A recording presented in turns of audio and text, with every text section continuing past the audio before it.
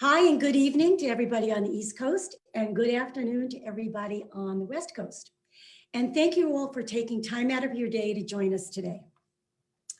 My name is Brenda Moynihan, and I'm the Director of Marketing and Outreach at the Kensington Assisted Living in White Plains, New York. Tonight's presentation is called A Caregiver's Guide to Cultivating Soulfulness, featuring Dr. James Rouse. It's a 6-part series of fun, uplifting information. Tonight is part 1 of this series. Self-care is not self-indulgent. How to make peace with prioritizing yourself and not feel guilty. Please remember to mark your calendar every Wednesday for the next 5 weeks at 6:30 p.m. Eastern Standard Time for the 6-part series. We want you to think of this series as a way to fill your cup. And we want you to tell others so that they too can feel energized and have their cups filled. So if you forward the event registration link to 5 other people, we'll send you a link to Dr. James's mini health plan, his mini healthy eating plan.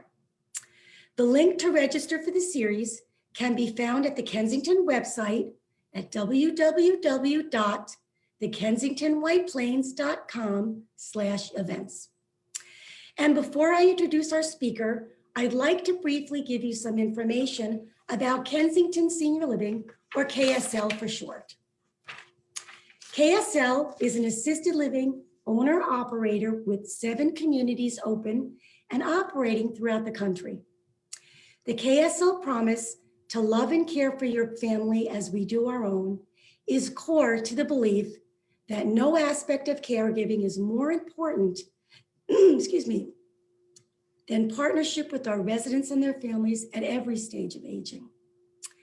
This 6-part series is brought to you through the collaboration of several of the Kensington Senior Living communities, including locations in White Plains, New York, Redwood City, Redondo Beach, and Sierra Madre in California, and Reston, Virginia. All of our communities are committed to providing outstanding care every day with the full spectrum of clinical support, including caring for those with Alzheimer's and additional dementias. And just a reminder, at the end of the presentation today, we'll put up a slide with contact information if you'd like to contact Dr. James, sign up for his Facebook group, and that's called Soulful You, or contact any of the Kensington Senior Living properties in this series. Please be sure to stay until the very end for this information. And now I'm so excited to welcome Dr. James Rouse and give you some information about him. Dr. James, as he likes to be called, is a nationally renowned naturopathic physician and an expert in epigenetics, plus functional, regenerative, and lifestyle medicine. He's the author of many books and a motivational speaker who has presented to audiences in every continent while sharing the stage with celebrities such as Steve Wozniak, Dr. Mehmet Oz, and Arnold Schwarzenegger. Dr. James combines his knowledge of natural medicine, transformational psychology, yoga, and therapeutic cooking to inspire people to improve the quality of their lives and provide them with the tools they need to make positive, healthy changes. He's very energized. He's super energized, and he's going to transfer that energy to you. So let's all welcome Dr. James. Hi, how are you? Hey, Brenda, how are you? Good, good. Welcome. Thank you. I'm so honored. And yes, I'm giddy nervous. I've been thinking a lot about this for weeks, and I just can't even tell you, everyone is here. And Brenda, to you and the team, thank you. It is absolutely an honor to be here. And this is going to be a lot of fun. That's my prayer. It's a lot of fun. Okay, I'll let you take it from here. Thanks, Brenda. So everybody, number one, I was watching people come into the waiting room, and I'm so excited because I said to my mom a couple hours ago, well, as long as we have 3 people, that means it's you, me, and somebody else who actually came tonight. So thank you, everyone. My gosh, we've got dozens and dozens of people here tonight. And listen, before we begin, I just want you to know how deeply grateful I am that you have taken the time just to think about, oh my goodness, this is a time where many of us we're too tired to keep running. We're too scared to stop. We're wondering what we do right now. And this time together on Wednesday nights, it's a dedication to you to simply say, gosh, you know what? This is my time to exhale. This is my time to put my guard down. This is my time to let someone else love on me and really give myself permission to receive. That's what this is all about. So for these next few minutes, and over these next 6 weeks, this is you being vulnerable to say, okay, I'm going to let someone just kind of share things that are going to help me be the version of me that I really want to be. And I think one of the things that I'm learning more and more, and so my background and real quick, so I've been a primary care practicing family doc for, just over 25 years. More importantly, I've been married for 30. I have 2 daughters with my wife. She's an amazing mom, an amazing partner. We have a 18-year-old and a 24-year-old, and I live at 8,000 feet in the Colorado Rockies. So right now there's literally a snowstorm rolling in here in the Rockies. So tonight is really dedicated, as the title suggests. But before we begin, this whole idea of self-care, for a lot of people, they hear that like, oh my gosh, prioritizing my self-care, meaning that I'm going to be the front of the line when I look at my to-do list. So I just want that to kind of wash over you for a moment and say, gosh, how are you with that? When you say, when I look at my to-do list each and every day and I'm number 1 on that to-do list, does that bring up things for you? And if you're like most people, it feels a little self-indulgent. It feels even like a little selfish. But I'm going to share with you tonight, because as Brenda suggested, the last 22 years now, I have focused most of my practice in regenerative medicine, something called epigenetics. And that's just kind of a fun Scrabble word that basically means you have your genes and then you have your lifestyle, the choices you make every single day. So my genes, I come from a 4-generation alcoholic family. So I've got that in my genes. We've got cancer, we've got depression, we have Alzheimer's, and we have a lot of stuff that would kind of look at my genes and go, man, you're in trouble. Or the more that we're learning about medicine and this thing called epigenetics, which means kind of above your genes, this is kind of where it becomes interesting and hopefully inspiring to you. And that's what a lot of these next 6 weeks will be dedicated to. What are the things that we can be doing every single day that will not only up-level our physiology and our neurochemistry, but our emotional stability, our mental way that we look at life and how we navigate, especially given what we have been going through this past year, almost the anniversary of when we all were thinking this was going to be a week or two. And my goodness, here we are a year later. And I think for tonight, this is an opportunity for us to maybe begin again and think about some of the things I want to be remembering that I've learned over this past year, the people I've missed, the people I've lost. I've lost 2 dads in this pandemic over the last year, and I think about them every single day. And I think about people I've missed hugging and people I've missed just being with. So tonight, as you're kind of taking in this information, more importantly, just kind of feeling what it brings up for you, maybe just give yourself permission to kind of take a breath right now and say, yeah, I'm ready to re-acknowledge, re-trust, maybe reestablish a way that my self-care doesn't become something that seems like it's a chore, doesn't seem like it's self-indulgent, but maybe it's actually my way that I actually raise others around me. And as someone who's been studying epigenetics now for over 2 decades, the thing I love most about this medicine and this science and this research is now gaining favor across all institutions across the world. And many of you, as caregivers in different capacities, this is what you do. You are really wonderful of giving and giving to others. And when it comes to this idea of giving to yourself, it can bring up things. So I'm going to hopefully help you to navigate that tonight. And we're going to bring some practices forward. But as I was kind of sharing with Brenda earlier, and Susan and Tanya and the team, Victoria and Chris, we were thinking about what tonight really needs to be. It needs to be something where you walk away and go, you know what? That wasn't quite as scary as I thought it was going to be. And I felt comfortable asking some questions. And I learned a couple of things that I know I'm going to be able to apply tonight and tomorrow morning. That's my goal, that you were able to apply a couple of things tonight and tomorrow morning. And over these next 6 weeks, these rituals start to kind of integrate them way into your life. We have a saying in my family, what can we make the fabric of our being? What can we make the fabric of our being? Whether it's good food, whether it's movement, whether it's prayer, meditation, whether it's making your life be something each and every day that you take that beautiful Kai. It's a word you might have heard. It's called Kaizen. And if you have any notes, you might want to write this down. It's Kaizen. Kaizen means continuous mindful improvement. And what Harvard is telling us is that people who practice Kaizen, it's kind of the philosophies of the blue zones, which you might have heard of. Blue zones are places around the world, places like Okinawa, Sardinia, Costa Rica. I think there's 7 or 8 of these places around the world. And these places are where people tend to live longest and strongest more than any place in the world. They have the greatest amount of centenarians, people who reach their 100th birthday. And they say the #1 driver for people who can reach their 100th birthday isn't necessarily about the food they're eating or the exercise they're doing. It's that each and every day they have dedicated themselves to a craft of purpose. And if their purpose is learning, growing, evolving, their chances of living longer go up exponentially.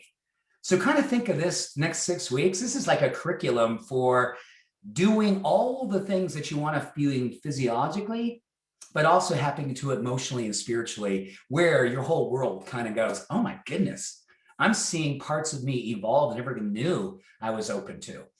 And that's going to be a perfect opening to a story, because I'm just going to go and be really vulnerable with you guys. So you guys, well, this is a safe place to be completely human, because that's what we all need these days, to feel like we can put our guard down and be vulnerable and accept ourselves for where we are on the path. So this is the anniversary actually today of, it's 25 years ago today, I wrote my first book. So I'm going to share 2 things about this book. So here, #1, this is the cover. Check out that hair. So there's vulnerability for you. Look at that. Oh my gosh. Yes, right? The 90s. Here it is. And I want to turn this so you guys can see all this. Look at this. That right there is 72 mistakes that I missed when I published my first book. 72, actually maybe 73, because that haircut, I think, qualifies as the 73rd mistake. And I'm sharing that with you because this is really about what this next 6 weeks is about. Wherever you are, I'm 57 years old. I'm dyslexic.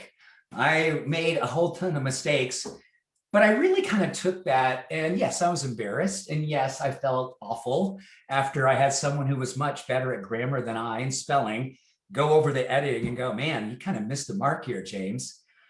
But I think for me tonight, the welcoming is for you to say, gosh, there's some areas in my life that I don't want to call them mistakes, but there's some areas of vulnerability. There's some areas where I kind of can shore up a little bit more self-care. And I'm going to use these next 6 weeks as an opportunity to see where I can kind of bring some light into areas of my life that could use some love, that could maybe use some healing, that could use some compassion. And as we think about this, when my mom asked me, what is this really all about? I said, it's kind of like a book club. It's the cool kids table, but this book club is only reading books that make us feel wonderful about ourselves or more wonderful. And it's the cool kids table for people who are kind and compassionate. That's what this group is all about. So one thing I want to share with you is we look at this whole idea of prioritizing your self-care, and the 2 practices I'm going to share with you before we end tonight is that every single one of us is blessed with something called a mirror neuron. A mirror neuron, and it's basically located in this part of our brain. And here's what they do for a living. They are literally scanning everything that you do, everywhere you look, people that you see, and they are kind of formulating plans like, oh, that's attractive. Oh, that's beautiful. Or, oh, I don't like that energy. I'm going to steer clear of that. That's what the mirror neurons do for a living. And it's really interesting because when people have decided they're going to prioritize their self-care, not in a way that's necessarily egotistical, like, oh, I'm going to start exercising because I want to be hot. I want to be sexy. There's nothing wrong with that. But I want to exercise because I want to have more energy. I want to feel like I can be more at service through my demonstration of how I've prioritized my self-care. And this is where it gets really interesting.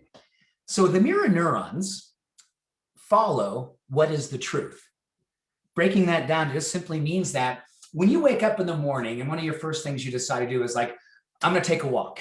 And because I always know that when I take a walk in the morning, I tend to feel better when I get back. I tend to feel more clear-minded. I tend to feel like I'm more awakened to the possibilities that I want my life to be portraying and presenting. And when you know that, here's what's really awesome. Anyone who's in your atmosphere, your spouse, your kids, your lover, your friends, the Kensington community, what they pick up on the rest of the day through the mirror neurons is that this becomes a catalyst for everyone around you.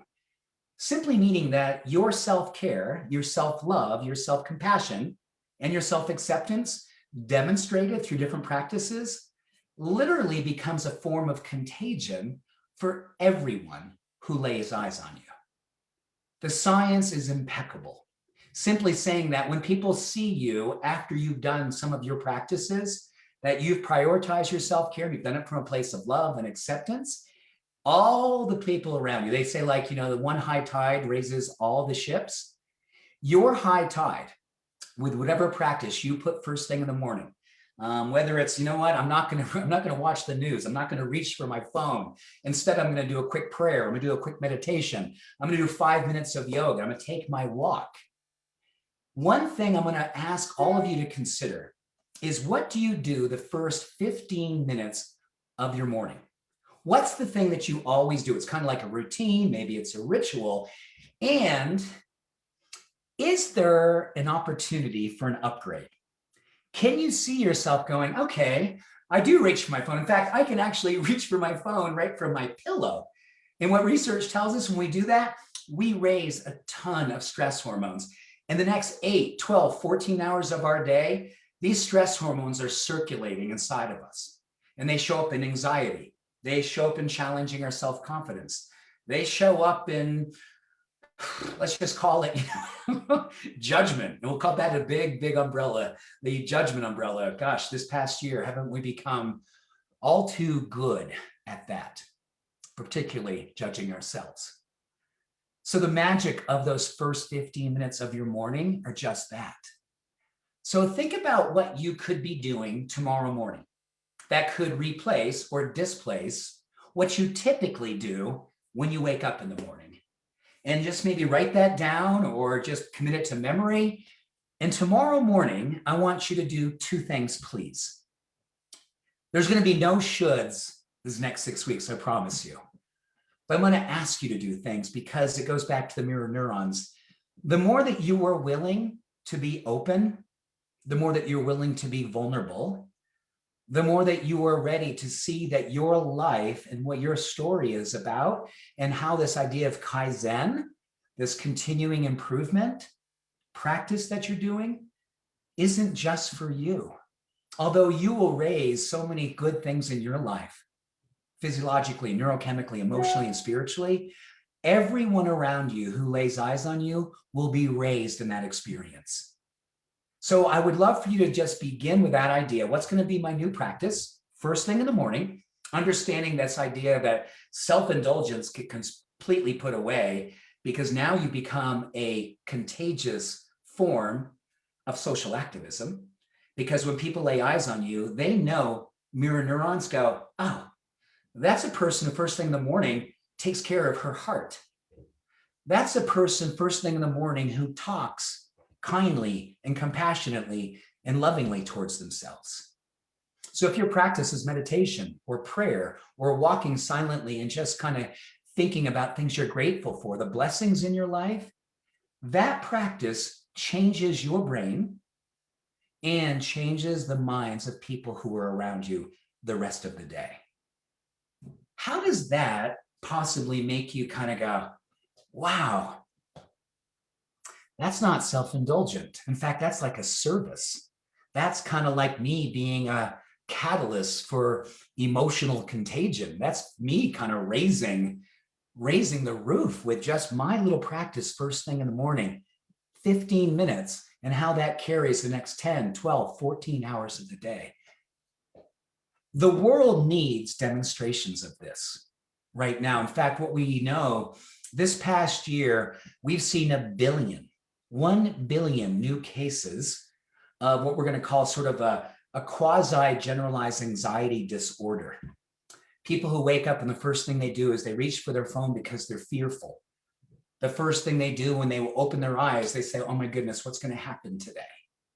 What should I be prepared for that's not going to go my way? Our brains are based on what we're going through, but we can help to unwind that. And as we unwind it, we become contagious to the people around us. So your self-care, 15 minutes first thing in the morning, will set a tone for everyone around you. The people that you love, people who you don't even know are seeing you, are sensing you here. So that's the first practice. And I want you tomorrow morning, please go to our Facebook book, Soulful. It's a Facebook group that I think everyone has the link to. And if you're feeling open, please, my goal is, can we get 25 people tomorrow morning to write down the thing that they did? I walked, I meditated, I prayed, I wrote down 3 things I was grateful for. But I want you to go to the Facebook page, and yes, we're going to see your name. I'll do the same thing. But I want you, please, this is how this community will work. If we all show up and we all share and let everyone know, you know what, I'm not alone. You're not alone. We're in this. We're sharing. Here's my practice. People start cheering for you. I'm going to cheer for you. You're going to cheer for me. So that's the first thing I'm going to ask you guys to do tomorrow morning. Please write that. And the last thing I'm going to do, oh my goodness, I can't believe we're almost. Here's the beauty of this. We have an opportunity to fill 30 minutes, and we're going to do some questions here in a few minutes. But here's the other practice I want you to do. And this is something I wrote a lot of notes about tonight. This whole idea of trust. I was talking to my dear friend, my chosen sister, Susan, before we launched here a moments ago. And there's probably a word that you've heard about, but you may not know all the cool things it does. And this is all about this idea of self-care. And it's all about the idea of building trust. Because I believe right now, trust may be not necessarily at an all-time low, but it's hovering close to an all-time low. And a lot of it is because what research is telling us is that we don't have the levels of oxytocin that we actually typically would have normally. And you've probably heard of oxytocin, oxytocin. It's often called the cuddle hormone, or the, I'm doing it right. It's the hug hormone, it's the cuddle hormone, which many of us haven't had the opportunity to do this past year the way we would love to do it. And because of that, we're not feeling the oxytocin the way we normally would feel oxytocin. But oxytocin isn't just good for your heart in terms of fighting inflammation. It's great for your immune system. It's great for all kinds of awesome physiological things and neurochemical things. But here's what's also really good for. It's good for building trust. Trust with yourself. The higher levels are oxytocin, the more we trust ourselves to take risks. And I don't mean risks like, we can get a whole bunch of risks right now in the world that we're living in, but risks like, you know what? I'm going to make more eye contact with strangers. I'm going to brush my teeth in the morning and I'm going to give myself soft eye contact and be looking at myself and going, you know what? You're awesome. You're amazing. I believe in you. Or it's going to be when you are opening the refrigerator door. And we will talk a lot about food over these next 6 weeks. I put myself through medical school as a chef in my own healthy restaurant. So I'm going to share recipes. We're going to talk about cool food, comfort food, and things like that. So that's coming over the next 6 weeks. But what oxytocin loves to do is help us to have more self-acceptance, more self-compassion, more empathy towards ourselves. And I think that really is what the research is telling us related to this whole idea of how anxiety is kind of on this hum these days. It's always there. And if we can build our oxytocin, the chances of us building more trust, feeling stronger, feeling more possible goes up exponentially. So I'm going to share with you 10 things. So if you have a pencil handy, I think you're going to love this. This is how over this next 7 days, I'm going to ask all of you to think, I'm going to pick one of these and I'm going to be, this is my day of oxytocin building, doing this one practice. So you've got 10 choices over the next 7 days. Are you ready? This is awesome. So of course, huddling, I mean, and please know, when I say hugging, huddling, kissing, we all know that during the pandemic, there are certain things we have to follow and be mindful of. So please, we don't have to kind of get into that and say, that's so tone deaf. No, if you don't have someone with you or someone you can do that safely, guess what works really well? The research is absolutely conclusive. Even hugging ourselves, even just holding ourselves and just really being actually raises our oxytocin. So this one is a layup. We can do it for ourselves, or if we safely can do it with someone else, that's number one, touching. Number two, this one's great. Words of encouragement. 2 ways to make this happen, according to the research. When you talk to yourself, and let's face it, we all talk to ourselves, and oh my goodness, some of the things that we probably have said about ourselves and towards ourselves, we're like, man, that's not anyone who loves themselves would even say, let alone someone who's myself say. So words of encouragement can raise oxytocin upwards of 30 to 40% throughout the day as we just say, hey, good for you. Well done. I'm grateful for the way you did that. You are awesome. And the more that you do that, it sounds childish, but we have 70,000 thoughts every single day as humans. So if we can insert just a few words of encouragement, we're going to raise our oxytocin. We're going to lower inflammation. We're going to raise our trust and our sense of self-compassion and acceptance. How awesome is that? Number 3, being a good listener. That one is fascinating, isn't it? I think that right now we're so preoccupied with so many things. In fact, studies show that about 49% of our life we're actually present. So when you're with anyone, FaceTiming, Zooming, with another human being, be an awesome listener. You're going to raise oxytocin for yourself and the person you're with. Number 4, smiling and laughter. Let's just unpack that for one moment. The average infant, I'll say between the ages of 1 and 3, has upwards of between 250 and 300 experiences of laughter a day. Think about that. The average 40-year-old, it takes them about 3 months to have that same amount that the infant is having in a day. 3 months versus 1 day. And all kinds of magic happens under the influence of smiling and laughter, including the oxytocin. Our immune system is stronger. Our heart is stronger. We actually push blood into the capillaries that never get a lot of blood flow. So it's like a facelift through smiling and laughter, literally. It's better than Botox. It's more sustainable. And it's easy to do, obviously. Even with a mask on, we can smile with our eyes. People can tell. You can tell. Number 5, prayer or meditation. Either one raises oxytocin. Number 6, breaking a sweat. So whether it's old school like me, the Jack LaLanne style, blue jumpsuit, whatever you need to do, Peloton, jumping jacks, doesn't matter. Breaking a little bit of sweat raises oxytocin. Even better if you do it first thing in the morning within an hour of waking. That's cool. Number 7, crying. That's a detox right these days. I think I have cried more this past year than I have in the last 20 years. Between losing my dad's, looking at our world. This has been a hard year. And I think crying and allowing ourselves just to feel and be vulnerable, it's medicine. It's really good medicine. The only side effect is you're going to feel lighter when you're done. So just allow that if that's coming up for you these days. Number 8, this is where you guys crush it.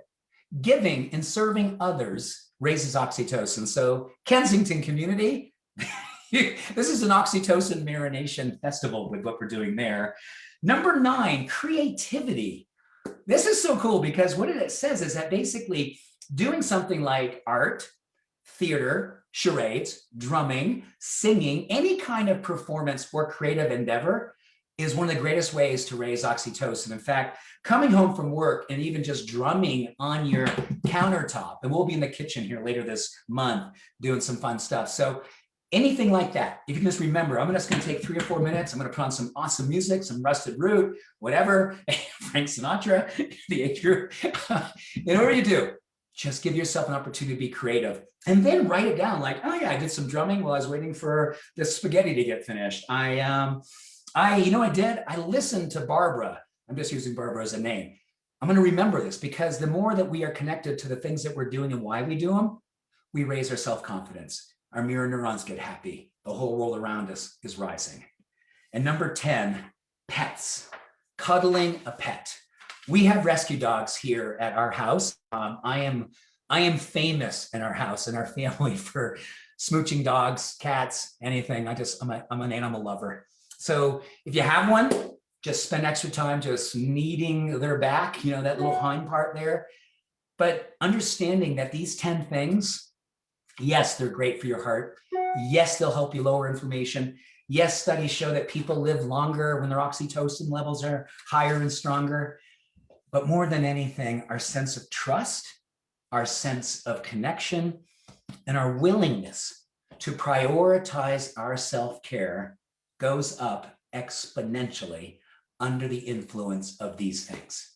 So in review, we have our 10 oxytocin practices. I'll place them tomorrow in our Facebook page. And the only thing I'm going to ask you to do tomorrow morning, please put your name in there, write the word or the thing that you did tomorrow morning that was part of your early morning practice that set your life, your heart, your love, your energy, and motion. And we will be off to the races. So with that, oh my goodness, we had more and more people join. So guys, you're not alone. This is going to be a beautiful 6 weeks. And I really want to make sure you know that I know you're busy. I know it's hard to make time to set aside a little bit of a window to say, you know, I'm just going to go ahead and put myself back in front of a computer. I want you to know that this is such an honor for me to serve and support you the way that you do the world.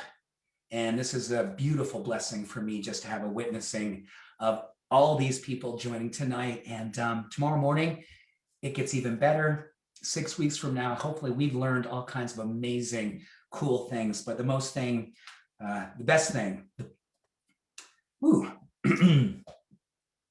that you remember how good you are, that you remember how awesome and beautiful and the blessing that you are. And you're not afraid to love that out loud.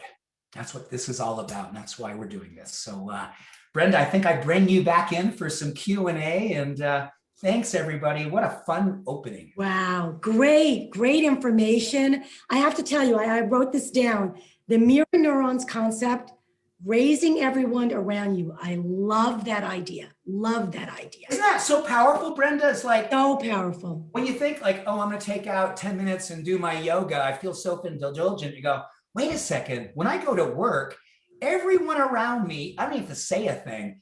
They're going to know it, and they're going to be raised in that.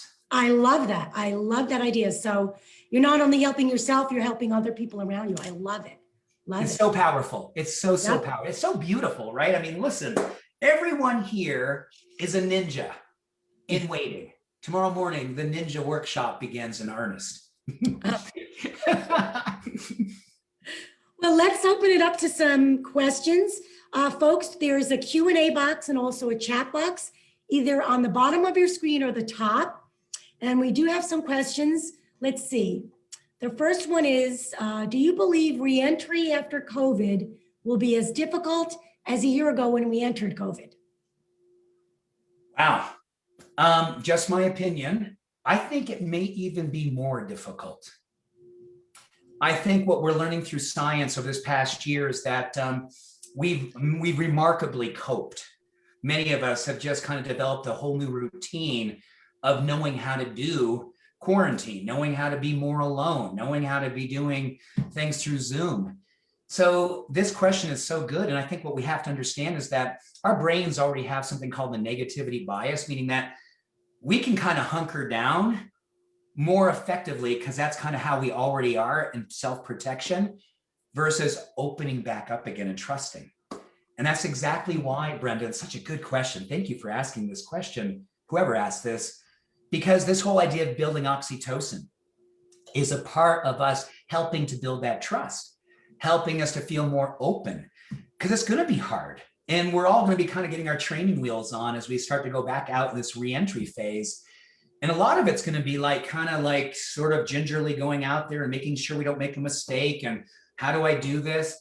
We're going to be students all over again. So oxytocin, those 10 practices, Brenda, those are designed to help us build our trust, help us to build our confidence and our self-esteem, and help us to have this re-entry done in a more loving, grace-filled way, as opposed to having my guard up the whole time. So I think it might be even more difficult. I think what happened is we thought it might be a week, and then we were told it could be 2 weeks. And now it's been a year. Right. So we've gotten very used to this, as hard as it's been. This coming back out is going to be equally so, although it's going to be so much joy and so much, oh my goodness. I think neurochemically and emotionally, we're still going to try to kind of go, wow, I kind of forgot how to do this. I forgot how to be with others. So please take those oxytocin practices to heart. The side effect is going to be all those great physiological benefits, but emotionally and spiritually, these are going to be just helping us to open up again and trust. Right. Great. Thanks. We have another question. I'm a caregiver for my uncle, but he makes me feel guilty if I leave to take a 45-minute yoga class. What do I say to him?